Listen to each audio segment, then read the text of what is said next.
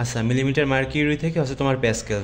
তো যেটা করবা সেটা হচ্ছে ক্যাটালগে প্রেস করবা, প্রেস করার পরে ইউনিট কনভার্সনস, এরপর হচ্ছে তোমার প্রেশারে যে প্রথমে হচ্ছে মিলিমিটার মার্কিউরি, এই যে এখানে লেখা দেখো, লেখা আছে মিলিমিটার মার্কিউরি থেকে প্যাসকেল, ওকেতে প্রেস করলাম। প্রেস করার পরে কার্সারটাকে যদি বাম পাশে আনি, এখন যদি আমি এখানে ইনপুট করি 760 মিলিমিটার মার্কিউরি সমান সমান হচ্ছে তোমার 10132500024 প্যাসকেল। ঠিক আছে, তো এখন আমি আবার কি করবো, প্যাসকেল থেকে মিলিমিটার মার্কিউরিতে আসবো।